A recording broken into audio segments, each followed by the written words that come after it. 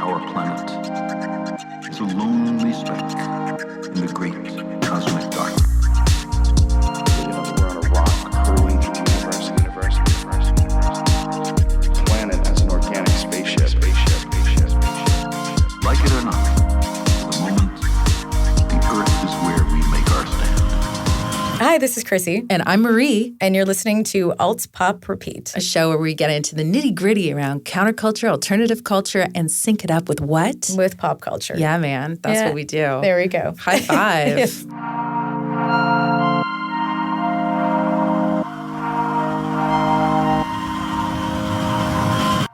Pow. Shazam. I don't know. I'm just going to say sounds from comic books. Pow, Shazam, blam, blammo. Kablamo. Kablamo. Kablamo. Well, I mean, that might just be ours that we made up. But kablam was for sure one. Bang. Zap. Zing. Zing. What's your favorite comic book? Oh, well, I mean, you go through phases. I mean, I think the first comic books that I had were the ones that my grandparents brought over from the UK, and it was the Enchanted Merry-Go-Round, or the Magic Merry-Go-Round. I have to look this up. And then I really got into Wonder Woman because my sister was really into Wonder Woman, but I think my first love was Batman and the Year One series. Nice. So I got into Batman when it Nice. got really dark because my sister had that comic book. Yeah. And when she moved back from the university, was in with her books. And I went through and I was like, oh, it's a comic book. Cool. So I was 9 reading the story of Batman where Catwoman is a prostitute and it was really dark. But I loved the richness of the story. And that got me on a path to love Cool. Batman. That's cool. So I don't have any, to be honest. What? I know. I didn't read comic books as a kid. I was more of a cartoon kid in many ways, like Animaniacs, obviously the Care Bears, but that's another show. But if anything, this is actually the comics that I would read were in newspapers. That was the most common for me. So comic strips. Comic strips. Like yeah. Garfield. Exactly. Not comic books, comic strips. I love all comics. I mean, as I said, I was more of a, I guess, in that whole battle between DC and Marvel, I was always more DC because I love Batman and I really developed an unnatural love for Catwoman. Like I wanted to be Catwoman because she just was so cool. I'm like, wow, she has 9 lives and she kicks ass. And I just love strong female characters because Yeah. I think probably for the same reason why like young boys love superheroes. Like there are things that you're like, Catwoman oh, I was wish I just could be. cool. Catwoman was so cool. She was cool. She was sexy. She was cool. She was sassy. She was fierce. She was an anti-hero, which I loved. Totally. And I also really loved Tim Burton's adaptation of Batman Returns, and Danny DeVito played Oswald Cobblepot, aka the Penguin. That's my favorite Batman. Yeah, Most Christopher people would Walken. disagree. Yep. It's a fantastic. Michael Keaton will Keaton. always be the original Batman. I'm sorry, everybody, but it's true. You're going to have to live with that. Film Batman, I guess. Yes. Film Batman. My favorite film Batman. Yeah, so it's kind of exciting that we're going to be talking about comic books. It's a big show in that there is a lot of history and there is a lot of, from my end of things, there's a lot of disputed history on how comics books came in and some really surprising moments where it's synced up in pop culture. Yep. But before we get to the sync, we're going to be talking with who? Kevin Eastman. Yay! Yeah. He is one of the co-creators of the Teenage Mutant Ninja Turtles. Yes. Insert theme song. Which is Teenage Mutant Ninja Turtles. Heroes in a Half Shell. Turtle power. Turtle power. Let's get into the interview. Yeah. And in the end, we sync it up. Heroes in a half shell, turtle power.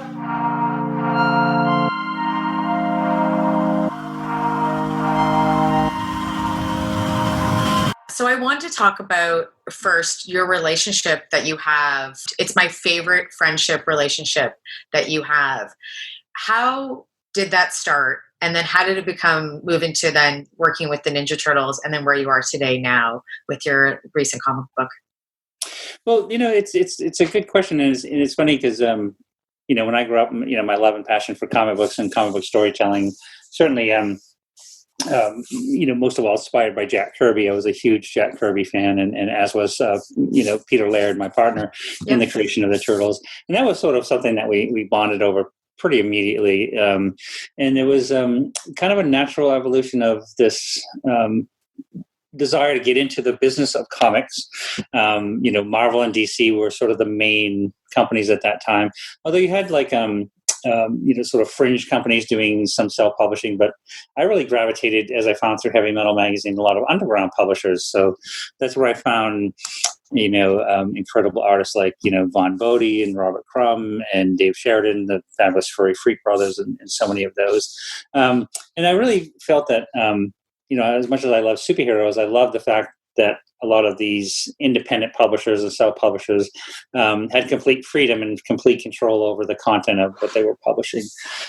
This led up to the discovery, and I call mainstream comics, Marvel and DC, mainstream or above ground, and we had underground comic books. And what I found through my love of underground comic books was what I call middle ground, which was an artist named Dave Sim, started self-publishing Cerebus the Aardvark, led shortly thereafter by Wendy and Richard Pini, who did ElfQuest, and there was a lot of other self-publishers around the time that were, it wasn't, sex, drugs, and rock and roll of the underground comic books. It wasn't all Comics Code approved by the mainstream comic books. It was just good, fun comics for, people writing for themselves. And that's where Pete and I went like, oh, this is where we want to be. And that was where we really sunk our teeth into looking to create our own ideas that we could self-publish. And that was, through a series of jokes and ideas. That's where this first sketch on my hat here was done, which was the first Ninja Turtle. And out of that in 1983 is where everything sort of blossomed. Wow. Nice. So, what do you think makes a really good comic book hero? Just what makes it great? And I was just curious, to go from print and now film is just dominating and it's $1 billion enterprise. What makes a really good comic hero? And does it differ in print to film? That's a good question. And I think there's a lot of similarities to that. And I think, for us, it was the thing that I gravitated to in all the different mediums, whether it be comic books or television shows I grew up on, Star Trek and things like that, and movies, pop culture movies, Indiana Jones and so many others. It was just sort of what made a hero more of a hero was a really bad guy. And actually, I immediately thought of one of my favorite non-comic book books was Lord of the Rings. I read that at a very young age, and I read 5 or 6 times afterwards. And that was really a model of what I imagine that you had a hero, or I don't want to call them heroes because they didn't start out to be heroes. They started out to be just, average, everyday people, if you will, looking to do the right thing and protect what's good and what's right. And they had to overcome massive, overwhelming, impossible odds to defeat the bad guy. And that to me was always the mark of a hero, and it works so well for, I'm a huge fan of Sarah Connor, and Terminator or Lieutenant Ripley. And, I love, especially, strong female characters. That's why, when Peter and I added April in the second issue of the Turtles, we wanted that representation, and we want that sort of camaraderie of the family that we were creating there. But yeah, it's facing down evil, overwhelming odds, and standing up for right and doing the right thing. And you want to believe that will be the thing that'll overcome. So that to me is what makes a great hero. Easy. Yeah, and then we segue into now doing The Last Ronin that's come out. Why did you decide then to create a dystopia? And then now this is the first time that you guys have come back together, you and Peter, to create this comic book, which is amazing. So why did you guys both decide to focus on a dystopia? Well, what's super interesting is it was when Peter and I, because we've been we've been friends and overseeing different parts of the Turtles for my goodness, 36 years or plus.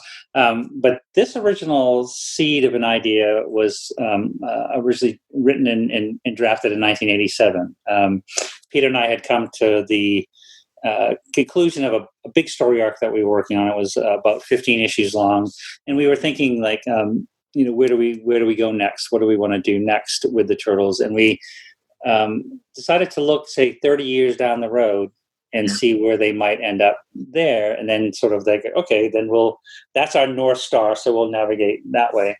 And then around this time, this was 1987, we did it. So the original story set 30 years in the future would have been 2017. Wow. So along came cartoon shows and the movies and the toys and so much the incredible fun and all that work. So it never got, it never happened. It was never fully realized. And so fast forward to in 2011, I started working with IDW, especially my friend Tom Waltz, who's the head writer, and we wrote and plotted, and we worked with this incredible team of artists, and we did 100 issues of the Turtles, completed issue 100 in December of last year. But in late 2018, we were looking at the end of issue 100, and we're going like, well, what do we do now?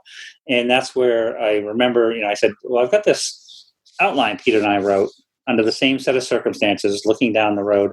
Let's pull that out and let's see if we can adapt it into something that would take the Turtles, at least for us, after spending so much time on the regular series, further down the road and see where we can evolve them to. And that was a spark that sort of, that wasn't that sort of, that was a spark that really got the last Ronin coming together as a full concept. And we spent a year writing it and plotting it and figuring it out. So once we finished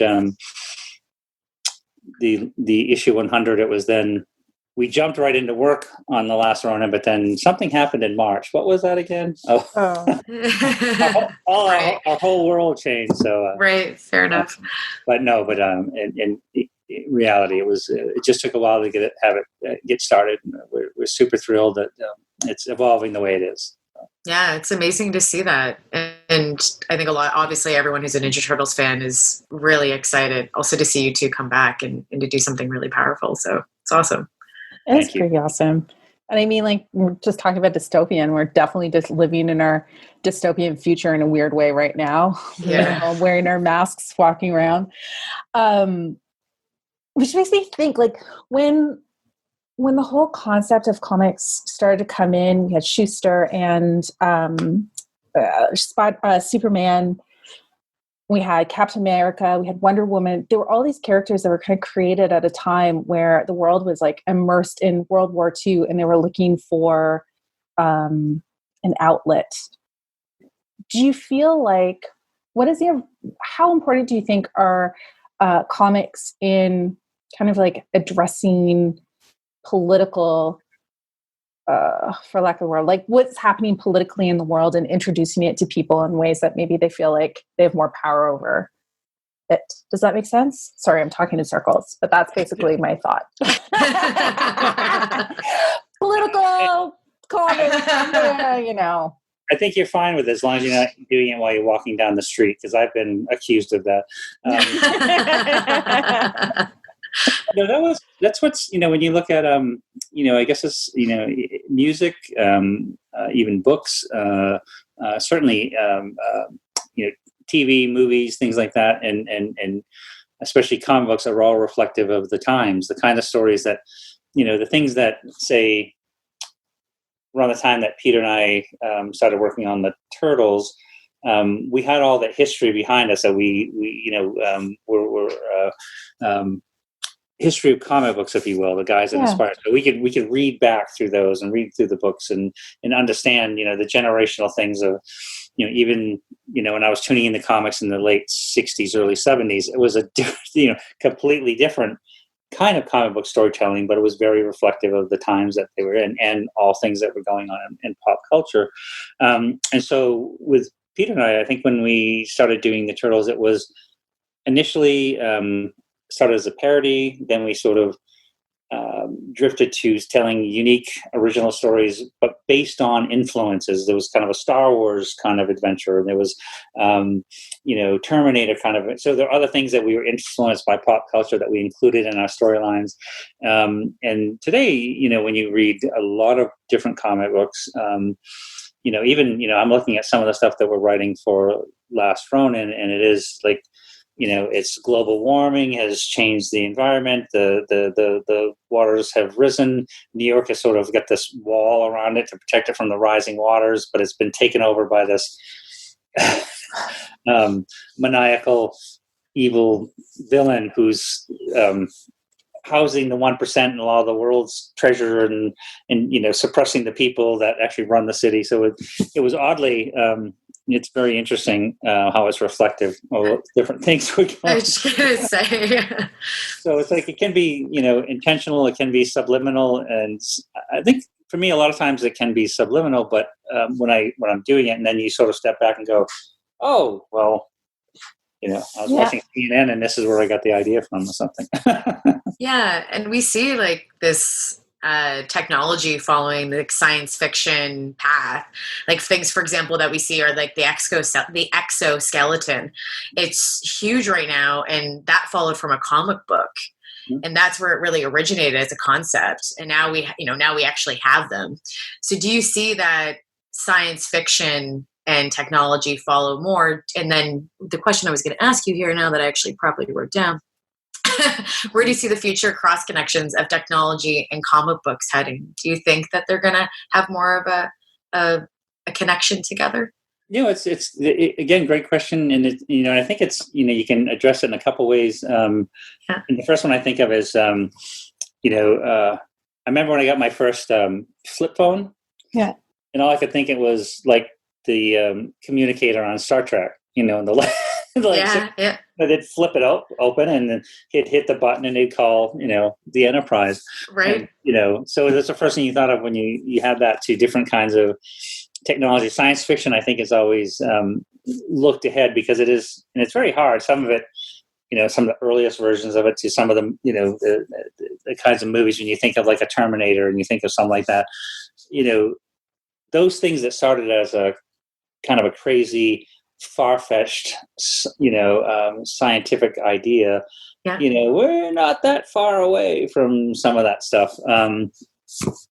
And so that gets kind of freaky. But what I love, taking it back to comic books is, and actually comic books, how they relate to movies. And some of the first superhero movies I saw when I was young, you think of special effects, and they were quite hokey. You could sort of see that they didn't work, and you couldn't really. It's kind of like, I know it's a guy in a rubber suit or a person in this and that, and you're like, But these days, when you look at the levels of technology in the movie industry, man, you can go there and you can go like all in because it looks so real and it looks so wild, and it's stuff that you could imagine, stuff that doesn't even exist yet, that they bring to life in a way that is just really mind-blowing. And I do think that science fiction and technology in general sort of they go hand in foot, and I think we're going to see more advancements, which is also interesting because when we were I was looking at some of the notes that Peter and I wrote in '87 for a story set in 2017. Some of them were close, some of them were way off. But when Tom and I designed this story, because it's set about 20, 25 years in the future, so it'd be around 2040, 2045. It's just like technology changes so fast. You go, well, where are we really going to be? Are we going to have like teleportation machines that are going to shoot us around the country, around the globe, or wherever we want to go, or what? You're so right. you really have to go there logically and try to make it not too far-fetched that it seems silly, but also something that works good as a story. Well, yeah, and it's true. Like Back to the Future with flying cars or anything. Not saying we're going to be moving Back to the Future, but the same thing with the flying cars. Now they're talking about flying Ubers and they're testing them. It's wild. Like honestly, I don't know where we're going to be in 30 to 40 years, even in 20 years. And then we look at things like the Neuralink from Elon Musk. Like that's gonna be on the market in at least 10, 15 years right now. So. I don't know. So do you think our future is going to be more Star Trek or more Terminator? Good question. As long as as long as either one is on our side. No, I think I think there'd be a level of saying this. Hopefully, more than I think there'd be a level of positivity, and I think there'd be things. But I hope it is all positive, and I hope it's a plus side that we can. We can I hope so. solve a lot of problems on our planet. The people that are suffering and. Yeah, absolutely. Well, I mean, with the inventiveness and creativeness and imagination that we all have, I think if you just put your minds together, you can kind of make everything happen if you have a good heart, which is one thing I've learned from comic books. Thank you very much. We are pretty much at the end of our time. Chrissy, did you want to ask anything else? Yeah, the only thing I wanted to ask you, Kevin, last thing was everything in pop culture literally stemmed from the Turtles. From film, you guys touched everything from commercials to merchandise. Can you take us through that evolution, how it felt for you going through that along with, yourself and Peter, and how that evolved and what it felt like, and then how pop culture might have changed everything for you in your life? Because there's probably some negatives and positives that came out of that, I would imagine. No, it's interesting because if you start at the beginning with the original comic book, it was really done as something that was came out of pure passion and a dream and the heart to tell a comic book story, and so it was never intended to be anything more than a comic book. When that then evolved to, and we had interest in doing cartoons and toys, and the evolution of that happening because we had control over all aspects of the Turtles and what could be done and what could not be done. And so when we were going through the process of developing those, we did it in a way that we didn't really think it would actually work. We were thinking well, this is so much fun and we're having a great time. Let's make the best show we can. And it's going to be up to the fans to decide if it works or not. And so it was like going into it fully enthusiastic, but with a sense of disbelief. And then when it started working, I felt like it was kind of a holding on to a missile and with no seatbelt for dear life as things, suddenly we're doing, 30 shows and 100 shows and we're working on a live action movie and things were just growing not only in popularity in the United States, but around the world. And it was, mind-blowing and actually, to be honest, quite humbling because it was really never intended to be what it became as we watched it sort of outside yourself, watching it sort of grow and do all these amazing things.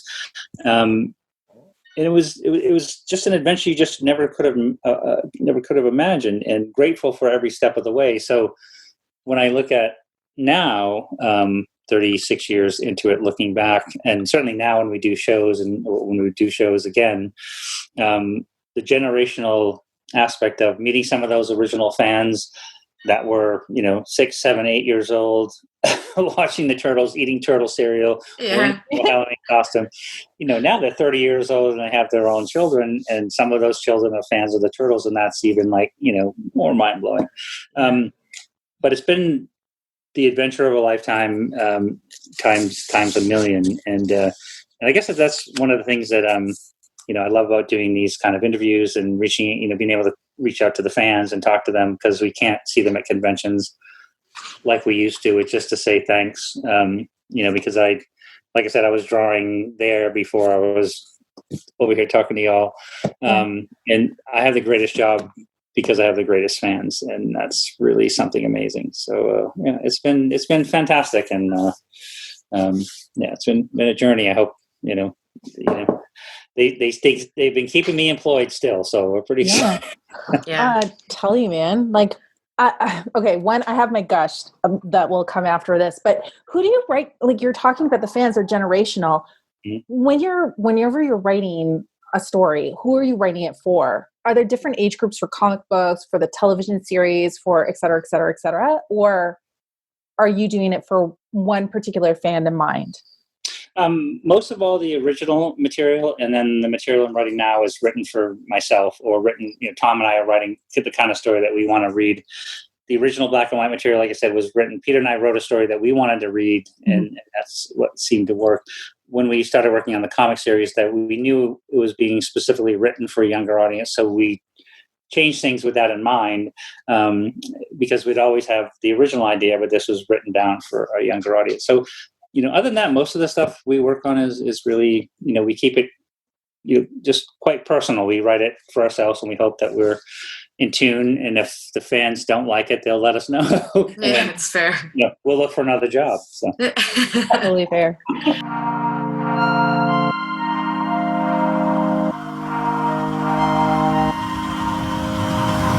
Let's do a history lesson. Yeah, I was going to ask you, just because we haven't done this in a while, do you think comic books and comic book culture is that a subculture, a counterculture, or an alternative culture? I would say it is subculture. It's not a counterculture. Okay. Yeah. I agree with you. Yeah, because it's still mainstream. Not every comic book started mainstream, but it became mainstream. Obviously, that's why we're doing that show. But it is a reflection of society, and we'll talk about that too, how comic books reflect or can be satirical and comment on what is going on around us, and that would be North American values. I'm not going to say the comic books that we're probably going to talk about mostly are North American, unless you bring up some other cultural ones that I don't know about. But the ones that I have are mainly based in North America.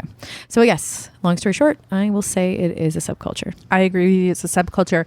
But I will say that there's a really interesting period within comic books where there was an underground comic book scene emerged. Totally. And there was a counterculture comic book movement. Ooh. And that is actually considered a part of the counterculture of the 60s. Ooh, do tell. Oh, well, I mean, stay tuned, because we're going to go in chronological order, starting with the earliest history of comic books. So for me, I was really conflicted when we were dealing with the history of comic books, because the number one question for me is always, where did comic books come from? And when I started looking into it, I really had a problem with the information that was coming back. And I think part of it has to do that a lot of the studies around comic books are so recent, right? It's mostly when people are studying and telling the story of comic books, it really centers around 20th century comic books. For sure. I would say that the overall scholarship on comic book history is still relatively young. And I like to think that the contributions that we're going to make in this episode are going to ask some questions and really inspire some new ways of thinking about who were the major players in comic books, who were the ones that created the most significant syncs, and hopefully linking some of these pieces together on how it became a phenomenon in the Western world. For sure. So that's kind of like my hope. So a lot of this is hypothesis, because it's really difficult to find a direct line. Yeah, exactly. But I mean, this is basically some schools of thought that I have. But in the Western world, comic books really date back to around 1837. But if you go back further in time to about the 12th century, we're going way far back. Yeah. Actually, for me, when I was looking at this, the roots of comic books go back to around the 12th century, and we're in Japan. So overall, the scholarship on comic book history is still relatively young. It's a relatively young field, and it's constantly revising its conclusions on exactly how far back the roots of comic books go. But as of now, the earliest acknowledged comic book dates to 1837, but that is really on the European Western side of things. Right? So if we just look at that for a second, it was the creation of the 19th century Swiss schoolmaster Rodolphe Töpffer, with an umlaut. Töpffer. I'm glad he's dead, because I'm butchering his name. Rodolphe Töpffer. Did I sound Swiss? Close enough. Okay, good. Anyway, he's most often credited as the man who invented the comic strip. And that story is the Histoire de Monsieur Vieux Bois, and was the first comic created by Töpffer. And the story of Mr. Jabot became, in 1835, the first comic published. And it was called a bande dessinée, which translates roughly to drawn strip, which is a bit more accurate for the whole thing, more so than using the English term, which is a comic strip, because his works weren't really comic. But there's something about that just doesn't really sit well with me. And it alleges that comics were a European invention or phenomenon. And I'm of the opinion that it's actually a Japanese invention. And why is that? Okay. Well, so, and like I said this before, like most of the history, when you're looking at the history of comic books, it centers around 20th century American authors and artists. And while the contributions that they made are huge, I do think that it undermines the contributions made by Japanese artists and a whole culture of manga that dates back to the 12th century. What is manga? So manga is Japanese comics. Okay. It's was actually there is like a reasoning behind it, but it was essentially a nonsensical term that was created by an artist by the name of Katsushika Hokusai. So he's the one who created the name for it. And again, that was in the 1700s. But let's run through this really fast. So manga are considered to be comics or graphic novels that are originating in Japan. The term manga is used in Japan to refer to both comics and cartooning. However, outside of Japan, we use the term manga to typically refer to the comics, and anime to refer to the animated content coming from Japan. Right. Okay. So there is a bit of a dispute that on the earliest form of manga, and it depends on who you speak to. So it's either shoujugika, which is the scrolls of frolicking animals. All right. Or, and that's from Kyoto, or Shigi-san Engi Emaki. Well done. Thank you. Which is the legend of Mount Shigi Emaki from Nara, which is close to Mount Shigi. So both originate around the 12th century and both tell stories through illustrations. However, there's some slight differences between the two pieces of art. Shoujo Giga features anthropomorphic animals engaging in a story with lines used to indicate speed or like motion, which is still used in manga today.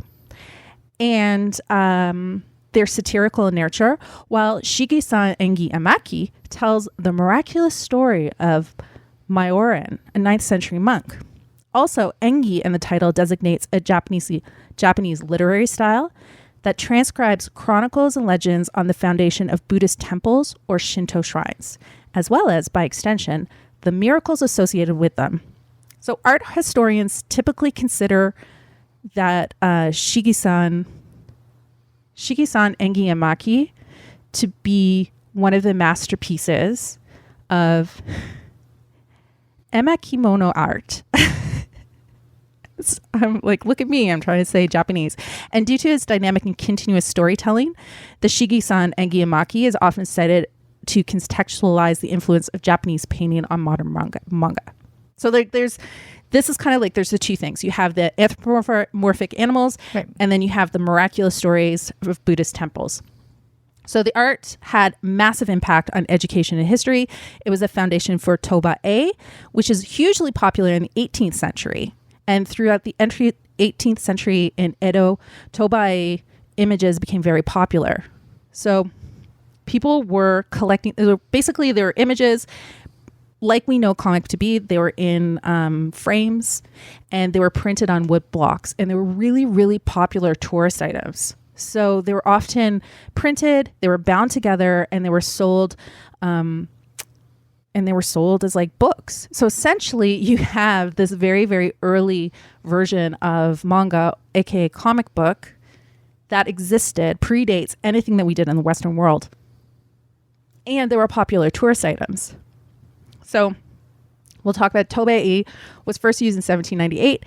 It was used to describe a picture book, Shiji no Yukikai, which is 4 seasons, by Sento Kyoden. And in 1814, it showed up again as the title of Aikawa Mina's manga Hyakujo and the celebrated Hokusai manga books by Katsushika Hokusai, who was the first one who coined the term manga. So a lot of people will think that he invented the genre, but he didn't. He just created the word. But he's really famous. You would know his art from The Great Wave of Kanagawa and the 36 Views of Mount Fuji. Those are his 2 really big pieces of art. And they're like probably some of the most famous pieces of art for Westerners. Okay, so that is like sets us up for it. But then where are we now today? Like, how is that influence? Like, where's the connection then to North American? That's a really good question. Well, because these these block prints were really, really popular as tourist items. They're purchased and they were exported all around the world. And they were very popular in the West. And so where there's gaps is you have this period where they really are. So travel and tourism created an industry? Yeah. Spread the... Help create a comic book industry? Yeah, help spread the influence of it. So it took it out of Japan and it took it over to Europe, where people of affluence were purchasing these items as tourist souvenirs. So there's nothing to say that the Swiss schoolmaster, Rodolphe Töpfer, when he was creating his bande dessinée, that he wasn't in some way influenced by this export from Japan. And especially like Hokusai, because he was such a famous artist, he also was so hugely important for the spread of that art form around the world, because he was a sought after artist. People loved his work. So there's two things that are happening. He was the vehicle. Yeah. He was a vehicle of influence. Yeah. Yeah. And what something influenced him, culture influenced him. And then obviously he helped spread that. Exactly. He was a modern day comic book influencer. He was a modern day comic book influencer. And that's part of the reason why I struggle so much to try and accept that Rodolphe Töpfer is the first comic book artist, when he really created comic strips that were later like put together in books and then sold. But before him, there was this rich history of that exact thing happening in Japan, and a noted history of it being exported out of the country. So for me, I would fair to say. I think there's a link there. Yeah. Now, there is like some cross-cultural things that are happening too, because people are traveling and they're bringing Western influences in and Eastern influences out. But you know, his Hokusai was the guy who had his manga reprinted all across the West and even in China. Cool. Right? So I would say like that's the earliest history. That's the first time it got spread, even though it's not terribly well documented. I would allege that Töpfer was influenced by Japanese manga, by Hokusai's art. But that also, it comes back to the two major players in my mind, the two major players in comic books, Japan and the United States. For sure. Right? Yeah. And we go back to the United States. Comic books are immensely a reflection on society. Totally. And reflection on pop culture. So the same thing, like we look at comic books show people our values and then how our values have changed.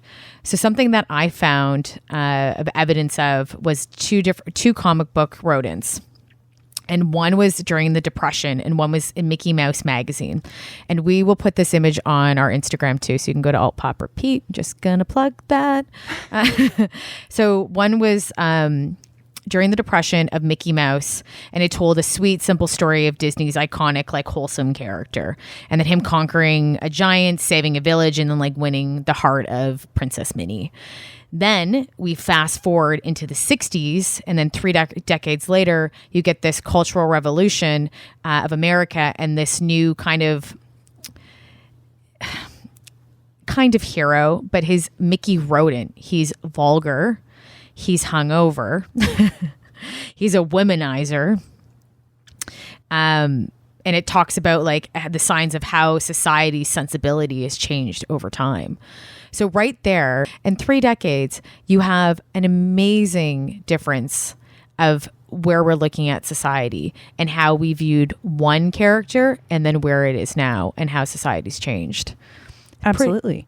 Pretty insane. And when you look at the image too, and I'll show you, like, go to Alt.Pop.Repeat and check it out. Like, you have this little giant and these, you know, very Mickey Mouse relatable, fun character. And then you get into this like other rat that is just so vulgar. And who did looks like he's gonna rob an LCBO, which is a Canadian thing.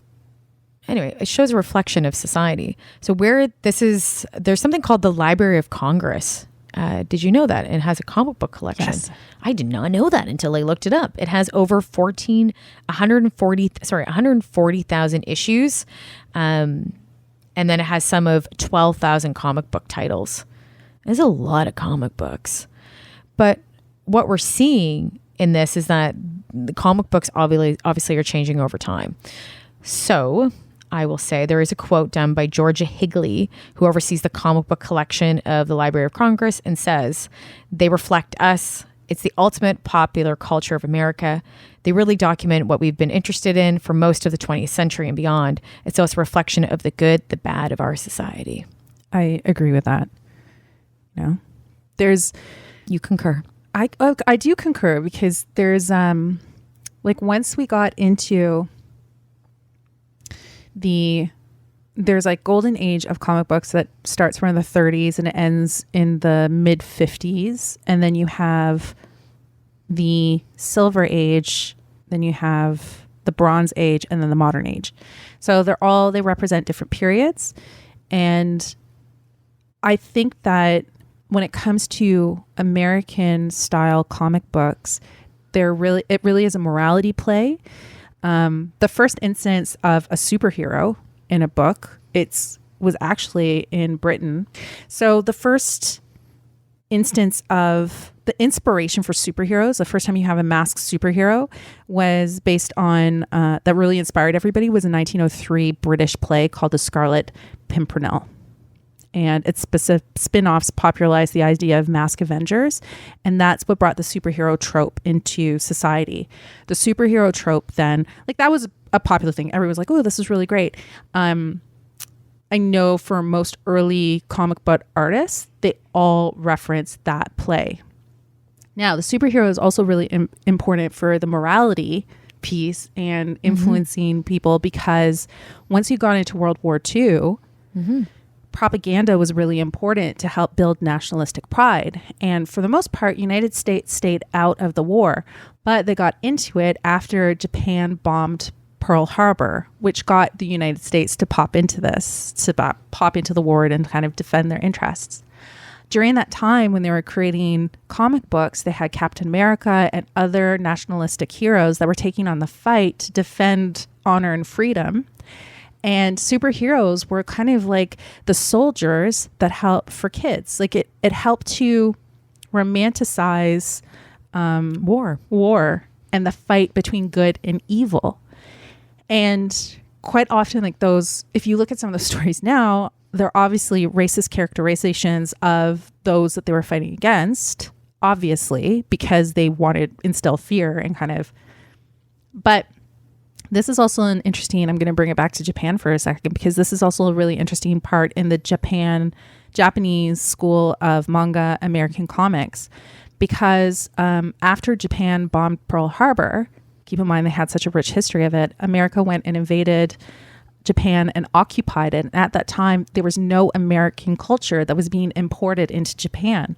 So even though there was, like, as I said, Captain America and Captain Marvel and Batman and all of these heroes were happening in American comics, what was getting into the hands of Japan, the Japanese people, I would argue, is limited.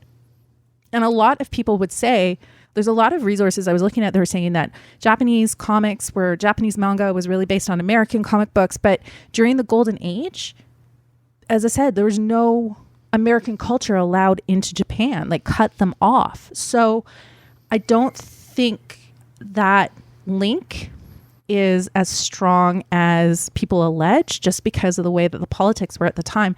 And also, even if the Japanese artists were getting their hands on American comic books, they would have seen very racist depictions of themselves in it. I was just going to say, DC, you just segued an exact thing I was going to say next.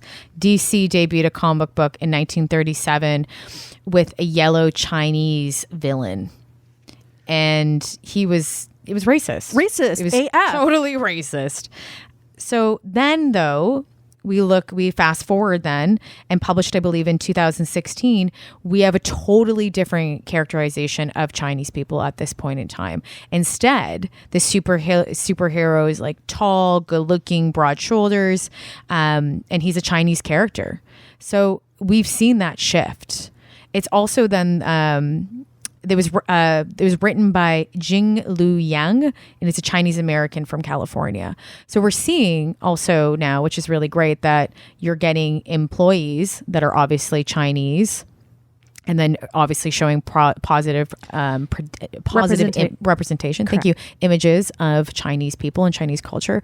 But I'm not surprised with pop culture doing that. If it's taken, we see this all the time. We should do another show of pop culture as appropriated other cultures. And so they would take that, and instead of maybe giving a credit towards to where it came from, instead they've adapted it and made it their own, and pretty much to claim of it. But we are seeing a shift now where that's changing, and we're also seeing representation through multiple things, through film and television, in through comic books, I would say, is now as well. It's super critical. I mean, it is. There is, but again, it's a reflection of how society's changing. Reflection of how society is changing. Right. And there was a period where comic books nearly died because once you came out of World War II, there was this, talking about morality, there was this backlash against the youth culture at the time. So adults were alleging that children were being corrupted by the graphicness, That's always a story. They say they do that with video games. It's the same story, but it's almost exactly the same with video games. Yeah. So they were targeting the comic book industry and saying that they couldn't show any violence or anything that was graphic and this was called it was a comics code authority. They created this code. I mean, that is the comics code, and it was by a grueling body called the Comic Code Authority. And, let me just take a moment, and we'll let history describe a little bit about why they are banning these comics. These comic book covers that you are seeing here are a sample of what the children of the United States are reading today.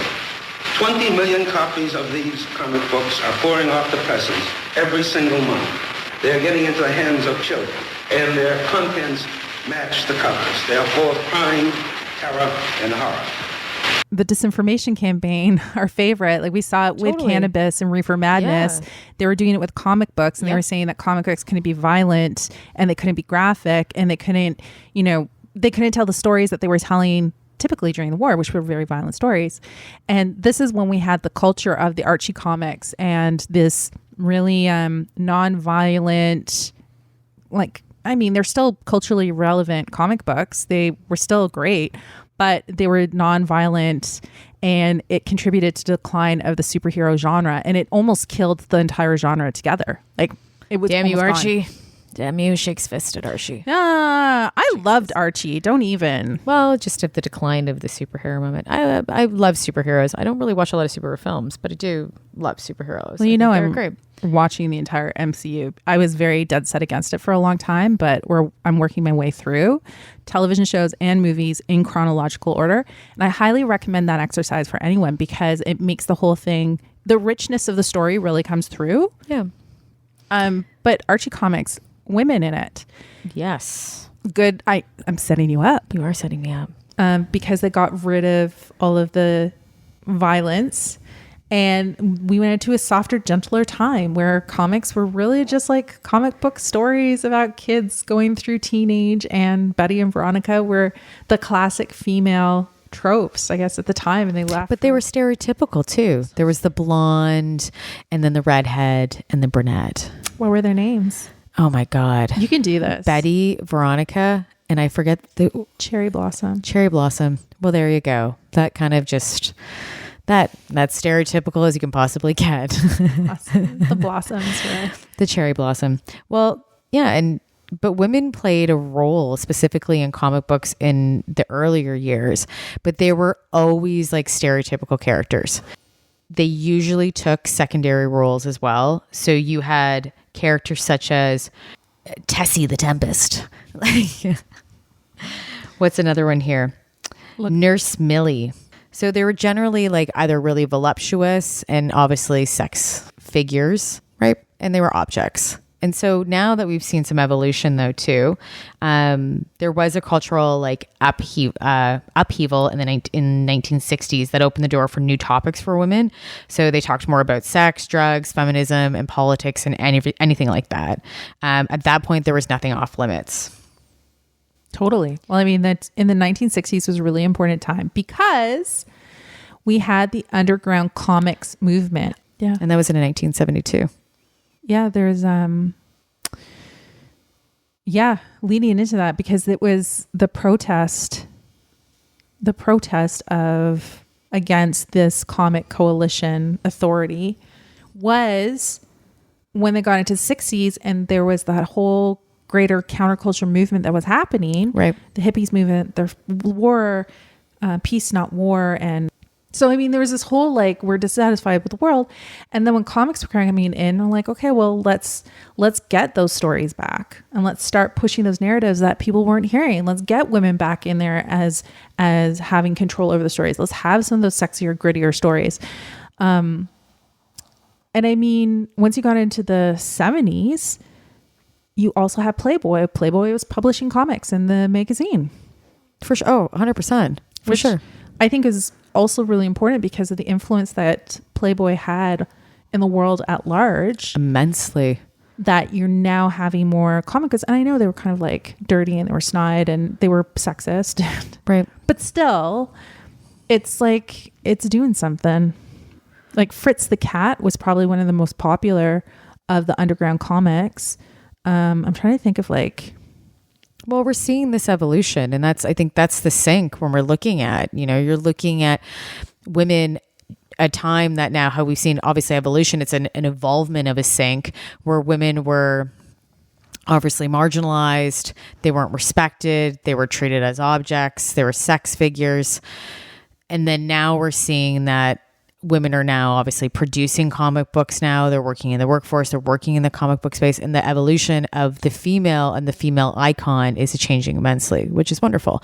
And that is because of those counterculture movements in the early 60s and 70s that you had the first wave, second wave, and third wave of feminism movements that are now putting us where we are now. So like, I think that is we'll call that the evolution of the sink, I would say. Yeah. It's the testament of how influential this medium is, because it's not like they think about comics as being strictly for children. It's a good point. But when you're looking at the art form of manga in Japan, it's really, it's for everybody. Like the stories range from that of cute kawaii stories for the children, and then more sophisticated like stories for adults. And then especially for women, like some of the most influential artists, like I'm trying to go back in time to like some of the earlier female comic book artists, like who is, oh gosh, Trina Robbins. She was the first woman to draw Wonder Woman.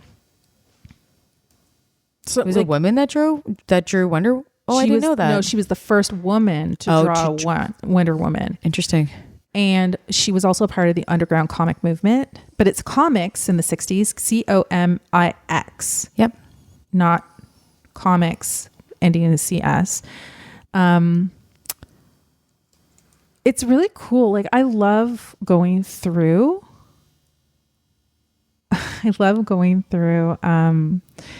just like all these old comics. I remember ones that I got from the UK, like comic books that I got from the UK. I remember comic books that I got in Canada. I just love the genre. I just think it's really fun, and I love narrative stories told frame by frame. I think it's a great way to visualize, and it's really relaxing, and they're fun to read. The end. But there's my little story for you. But when it's just interesting because you have these, it's always interesting when you have these like genres where there is no forward facing, there's no one's face is attached to it. It's like you're reading a comic book, you're reading these stories that it's a whole team of people that are coming together to do it. It always makes me think, like, why, this is why sexism is so insidious, but why are women always like pushed aside? Why are women authors in comic books patriarchy have to be has to be a part of the underground? Like no one's seeing them. Like, well, that's the counterculture movement of the comic book space that, at that time was mainstream. For them, it was mainstream. And the counterculture of that was women making comic books underground so that they could start working and hopefully in the mainstream where we are now. And good for them. Yeah. Good for them. Yeah. You have there we go. You have a subculture that has a counterculture root. Yeah. with a counterculture as women, just trying to be liberated. You're just like, we're just They're all together. There's so many layers. There's okay, this is cute. Kelly Sue DeConnick is also a very famous, greatest female comic book creator of all time. She's on the list. She actually coined the term the sexy lamp test. What do you think that is? The sexy lamp test. The first thing that came to my mind was the sexy leg lamp from the Christmas Story. Same. Immediately. That's immediately came to my mind. Like yeah. super fragile. Yeah. Sexy lamp. Yeah. Like, but that's not that though. No, that's what not is it. So she coined this term, says the sexy lamp test, which states that if a female character can be replaced with a sexy lamp and the plot stays the same, there's some work that has to be done with it. Love her. Love that. She's like, I think that should be for everything. I'm doing the sexy leg lamp test all day, every day, in anything I do that's work related. Yeah. That's female narrative driven. DeConnick says that she believes that women should be protagonists and not devices. Yes. So women are not objects. She's made comic books more welcoming to women, trans, and non-binary creators and readers, and that's kind of what makes her the greatest of all time. It's amazing. But I love that idea where it's true. Like, women are just not figures. And once you have someone, you have diverse voices coming into the space, then you have so much more. There's so much more to be had. And there's some crazy underground comics. And and again, like when I'm thinking about most of the comics that I think about are, I think mostly illustrated by men.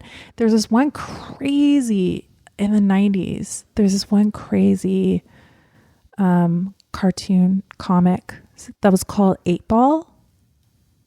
Do you know what this is? No. It was really popular. So 8-Ball, let me look at it. So 8-Ball was, it ran from 1989 to 2004. And it was like this very, how do you describe it? Alternative comic. And when that whole alternative scene was bubbling within the 90s, it just fit in perfectly. It's stories of defected youth and like gritty stories, and there was reality to it. And it's a part of this whole underground thing. It just happened a little later in the timeline in the 1989 to 2004. But the other cool thing about it is that artwork actually appeared on soda cans. And that's how I found out about it. So you have all these things that are happening throughout the years, right? We had, we'll do our little fast review. We have our manga bubbling in Japan, our history. How did that come to be? How did it come to America? That spread across the West. We got to America. We have World War II, and we have the rise of the superhero genre. Becomes really popular. Then you have the disinformation campaign, or I should say the propaganda campaign from the CCA. And then you go into the 60s, and it's the counterculture movement and the hippies. Yep. And they come up with the underground comics genre. We have the female creators. Yep. They have an underground part too. That are part of the underground, which are also pushing it. Then once we get into the 80s, now at this point, superhero comics are dying. No one's buying them. It's not what's happening. Like around the late 80s, it starts to change. But once we're also coming to the alternative thing, alternative, cool Gen X style comics are being printed on pop cans. And I think it was OK Soda. Very Gen X name. OK Soda was the name of the soda. And each can, this was before Jones Soda, Jones Soda, and how Jones Soda has the artwork of different photographers on each bottle. And that's like a very 2000s thing. And it's like this hipster alternative pop brand. Well, before that, OK Soda was doing that with comic book artists. And 8-Ball was one of them. Nice. So you could get different tins, and each tin had a different comic book artist on it. For me, it was significant. Now, was it underground artists or mainstream artists? Both. No, this was Daniel Close is the artist behind 8-Ball. Yep. And it was only underground. Was definitely not mainstream. So it was all underground. It was all underground. Cool. On a mainstream product. On a cola produced by Coca-Cola. That's a good sync. Good sync. Here they Can we move into another sync? Of course, we can move into as many syncs as you want. I'm going to sync science fiction with science fact. Science fiction with science fact. Go on. So we're going. Where are we going? We're going to science fiction to science fact. Take me on this journey. Yeah, sounds good. So it's not the longest journey. It'll be a little one, but it will be fun. Comic books have obviously superheroes in them. Captain America. What is one thing that superheroes have that would be that we now have in science fact? Like, what would be one thing that you would see in a superhero or in a comic book and be like, yeah, like we actually use that in today's society? Oh, I love this question. What is one thing? So correct me if I'm wrong. What's one thing that you see in superhero comics that actually exists in society today? Today. That's practical. It doesn't even have to be practical. There might be more things than one. I have one in my head. Don't confuse me. Okay. I'm like, I have one in my head. Like, it's practical. Well, maybe it's not. Well, it is practical, but it's not practical for everybody. Definitely. Now everybody's wondering what the hell it is. It's like superheroes found in superhero comics, not necessarily used by superheroes. Most people in real life will use them. But what is it? Okay. So, well, obviously nuclear technology has been around for a long time. Something that, okay. Technology? No, keep going. Is it technology? Is it like flat screen? It is technology. You're going on the right. It's warm. You're warm. It's technology. And it's not like a flat screen. You're cold. It's cold. It's not a phone. Cold. It's not a wireless earbuds. Cold. Comm devices. It's technology. It's technology. It's not flying cars because that's... No, I wish. Who has a flying car? One day soon. There are flying cars. Yeah, but not in the general populace. No. Do you want me to tell you? Yes, I do. It's the exoskeleton. I say that again. It's an exoskeleton. It's an exoskeleton. I can say it. There you go.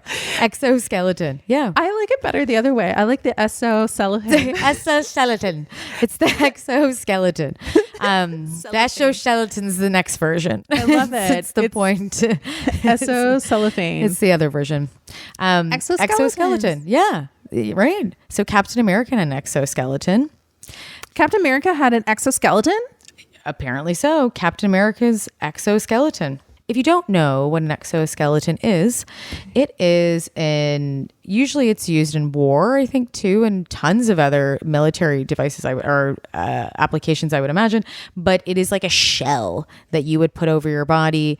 Kind of think like Transformer, but not a massive thing. It's like you put it on your body and it either protects you or helps you move. It moves with you, but it's usually from your top of your head to the bottom. But I'm assuming your exoskeleton could be from your lower waist too, but usually it encompasses your whole entire body and it's a shell. Yeah. It's like, that's really cool. It's true.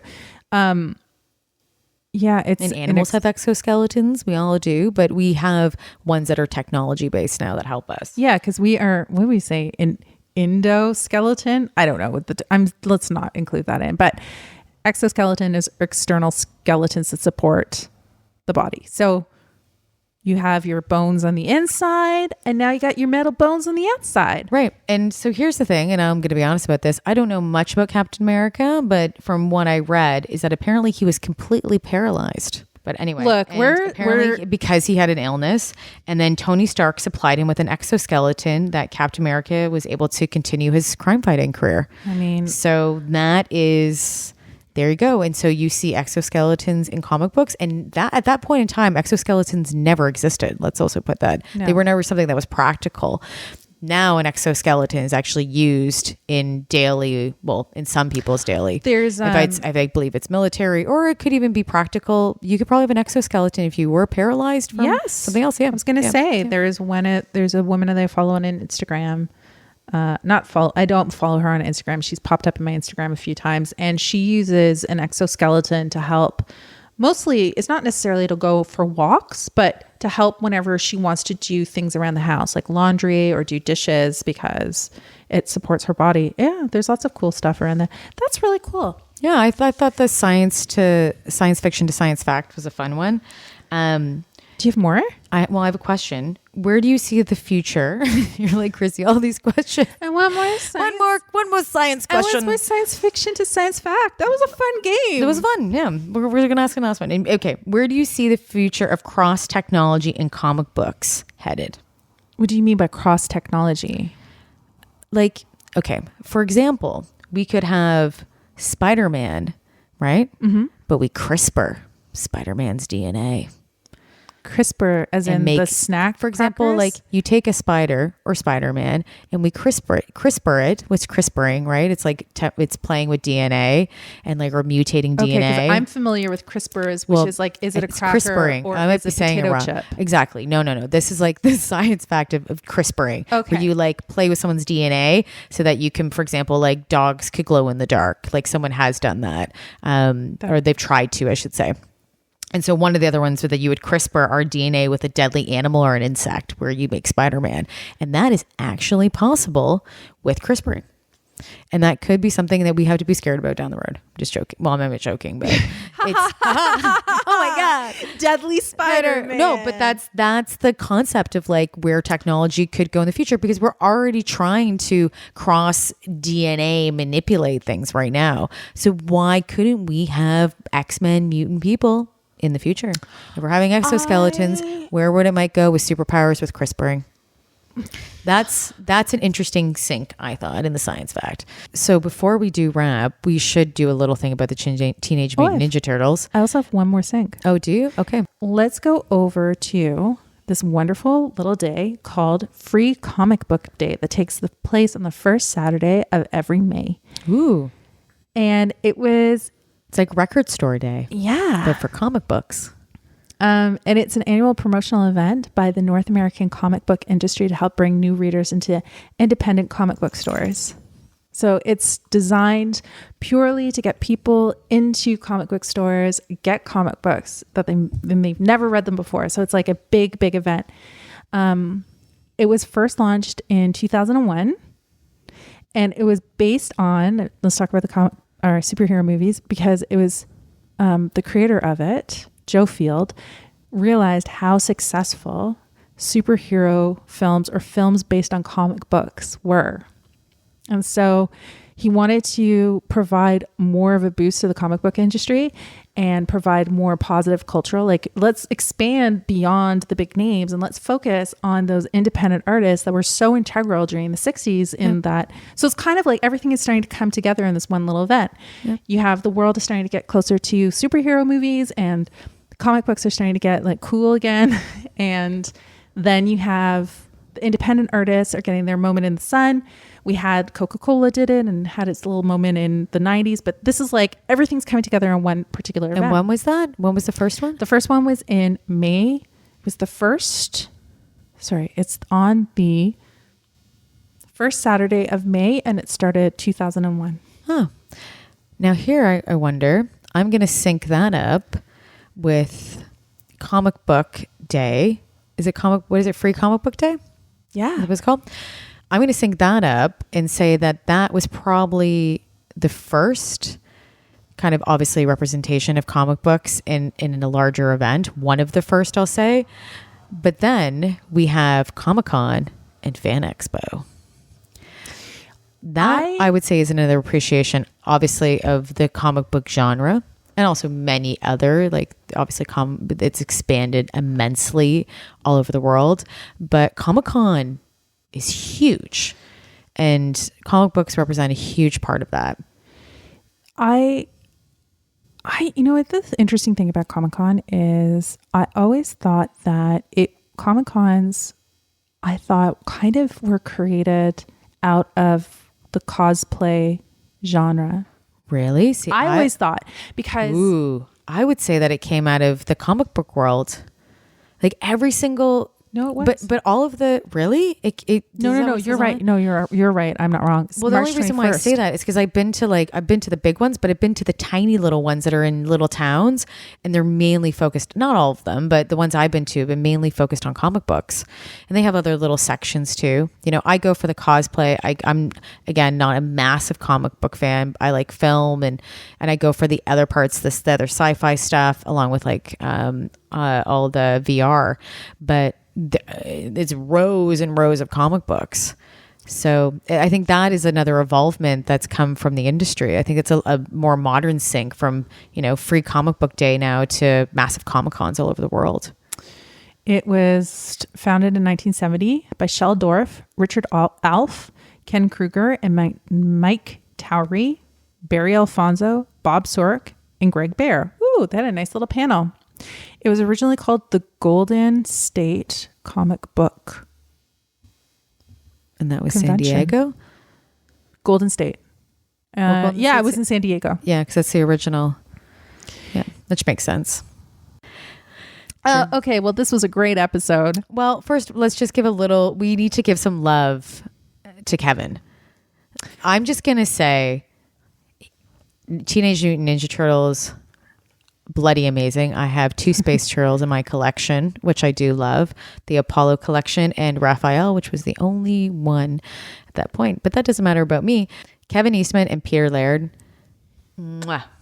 Genius. Love you, because you are one of the originals that took something that was totally, obviously just a comic book and blew it up into mainstream. From action figures that sold immensely, from movies, you name it, Ninja Turtles was everywhere. Commercials, cross branding, like it's still to this day. And then Kevin Eastman last year came out with a new comic book. So they are one, I would say, obviously a major sync on their own. And you've heard Kevin talk about the Teenage Mutant Ninja Turtles when he was working on them. So yeah, I just had to give some love. And they're my favorite best friend story ever. I'm just glad that they're friends again. I just think it's funny that when Kevin wanted to make Peter laugh when they were drunk at a bar, he drew a Ninja Turtle on a napkin. So follow us at Alt.Pop.Repeat.com. You can go listen to all of our shows, because we are actually coming close to the end of season 2, and we'll be starting season 3 in January. Yeah. So I know. So we have a couple more shows, and then we wrap the year. But you can also follow us on Instagram at Alt.Pop.Repeat. You can follow us on Twitter at Alt.Pop.Repeat. Thank you, Kevin Eastman, for joining us. It was absolutely a pleasure. And thank you for listening. We love you very much. Bye. Bye.